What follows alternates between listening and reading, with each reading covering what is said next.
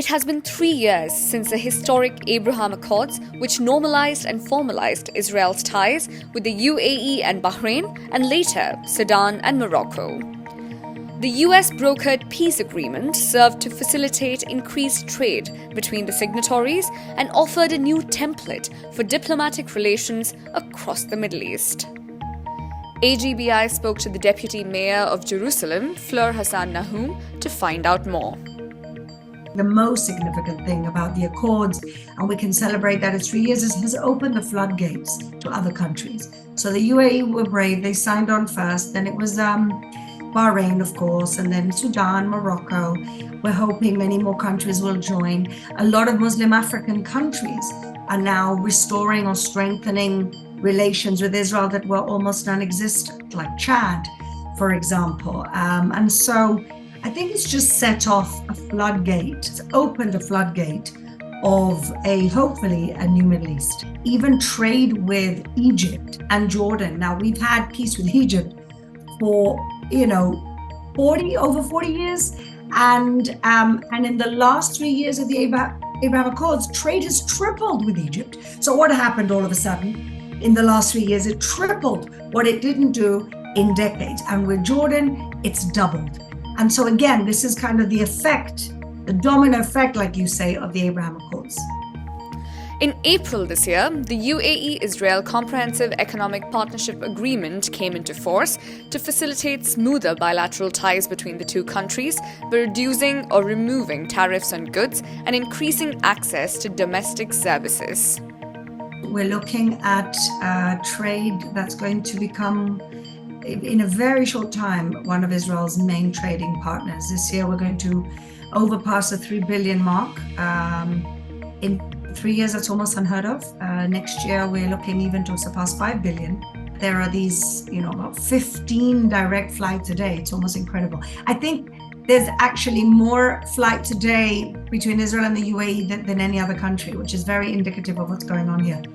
However, Hassan-Nahoum believed it will be some time before Saudi signs up to the Abraham Accords. I'm a little more skeptical. I don't believe it's going to happen tomorrow morning. A lot of people were like, by the end of August. This is way more complicated than that. And I always say, the day that the peace with the UAE was announced, nobody knew it was coming. And I think that's how it's going to happen. The moment nobody thinks it's coming. My theory is that sometimes you can have normalization without having a shiny White House ceremony, just by quietly beginning to do business together, and that I know is happening. We reckon in the UAE Israel Business Council that there were, through third parties and quietly, before the UAE normalization was announced, there were about 200 companies that were involved in doing business with the UAE. That's a low estimate. I would say we're looking at similar numbers in Saudi. I could be completely off here, but that sounds like a reasonable number. We also caught up with the co-founder of the UAE-Israel Business Council, Dorian Barak, to find out more about the sectors and industries contributing to the strengthening trade ties between the two countries. Trade between Israel and the UAE is up 30% this year.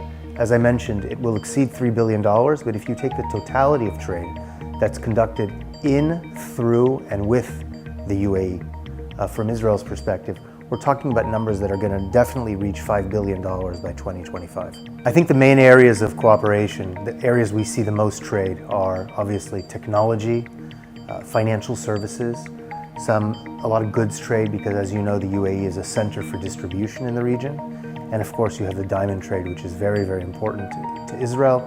And DMCC has really become kind of the world center for diamond trade, among other commodities. We estimate there are about 500 Israeli families operating here who live here full time. But in addition, you have hundreds and hundreds of Israelis who come here throughout the week to operate. You have Israeli companies that have representative offices or that merely use the UAE as a base for trading throughout the region. While Bahrain, the second country to sign the Abraham Accords 3 years back, isn't conducting trade activities at the scale at which Dubai is, the intent to further bilateral ties is clear. Earlier this month, Israel's Foreign Minister Eli Cohen inaugurated the country's new permanent embassy in Bahrain. The two countries will now work together to increase the number of direct flights, tourism, and trade and investments. We spoke to Israel's ambassador to Bahrain about ongoing FTA talks. First of all, we're not talking just about the FTA. We're talking about customs agreement. We're talking about protection of investments.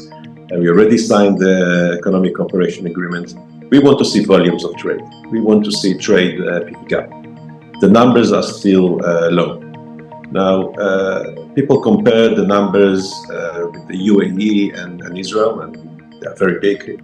Bahrain is much smaller in terms of GDP. But I think that we can do much more. I think that we can increase the trade numbers by at least tenfold in the next 1 or 2 years. Bahrain also aims to collaborate more with Israel on technologies that help it manage water and cope with climate change. The Israel Securities Authority and the Central Bank of Bahrain also signed an agreement recently to provide regulatory support for the fintech industry. However, Bahrain-Israel trade activities aren't limited to tech and innovation. Israel imports quite a bit of raw materials from Bahrain, metals, glass, and soon petrochemicals. Israel exports electronics and medical instruments. The numbers, these are approximate numbers, but we are talking about tens of millions of dollars. And again, the potential is much greater. I think the ingredients are there. We just have to learn how to cook better.